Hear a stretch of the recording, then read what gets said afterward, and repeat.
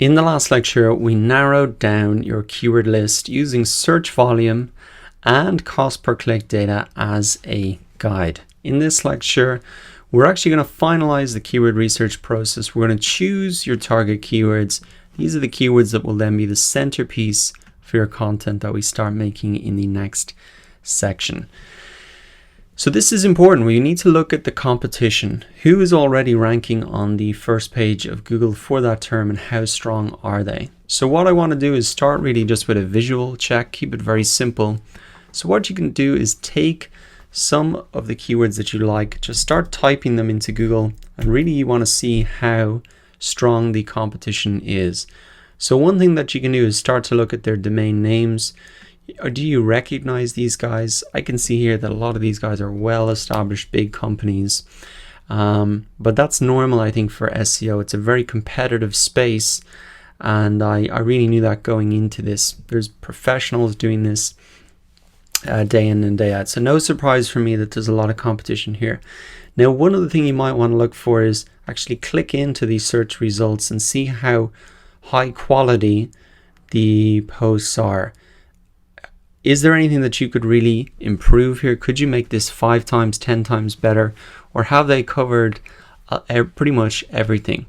And that's a quick assessment that you can do, just really looking at how strong the competitors are, plus the content as well. If you see here a lot of content that isn't really relevant, you can see all the way down the page, there's SEO basics. It seems to be very relevant stuff. Then you can see, okay, this keyword, there's a bit of opportunity here. So cycle through a lot of your keywords and maybe you can identify which ones have less competition just on a visual check than others. Now, as well as that, what you can do is actually download a Mozbar Chrome extension. This is just going to give us more information on our competitors and help us decide how strong those competitors are. So once you've got that downloaded, it's very easy to install. You'll see it pop up in your Chrome browser here. And what I can maybe do is look at another keyword here. I can just toggle this on, and now you can see it brings up a host of information that I can see for free. And in particular, the information you're going to see is here is page authority and domain authority. Now you might remember that way back at the start of the course in the overview of SEO, I showed you that there's really 2 key factors to getting to the top of the search results. One is relevance and the other is authority, and that Google measures that authority really by the number of links that you have pointing to the page. So page authority really represents that number of links, and I can see that a lot of the pages here on the first page of Google are quite strong. So anything that's like 15, 20, those pages I think are easily going to be easy to beat. However, I can see that quite a lot of these are quite competitive. Now, as well as that, as well as the page authority, another thing you might want to look at is domain authority. So domain authority is really just an aggregate of all of the pages on their website. How strong really are those? Essentially, the lower these numbers are, the less competitive this keyword is going to be. So you can cycle through a couple of keywords, really looking at visually and then using this information to help you find where that white space is, where there's less competitive terms. Now, as well as that, I think keep in mind that you want to think about what's going to be valuable to your audience. So I'm going to actually pick the keyword SEO checklist, even though it's very competitive.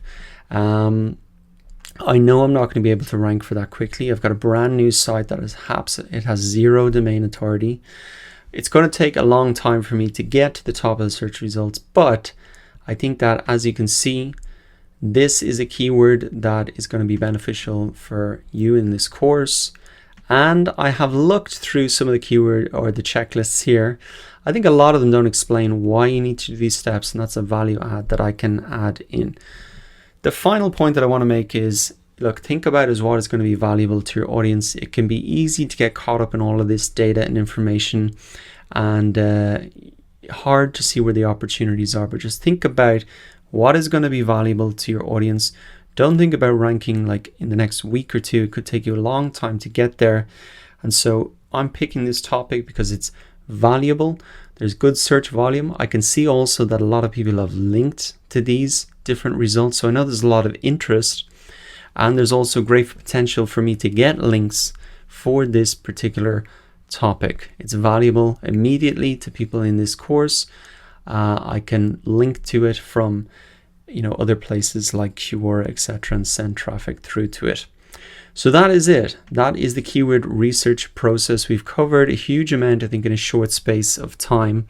And now that you have your chosen keyword, the next thing that we want to do is actually teach you the process about how to create content around that keyword. We're really going to be taking off relevancy. How do you make a piece of content that's very relevant to the keyword, that Google can understand, okay, this page is about that keyword, and that's going to give you a big boost in terms of ranking for that particular keyword. So I'm going to wrap it up there. Take time to visually check and use the Moz bar about your keyword competition, and then we're moving on to the next step to really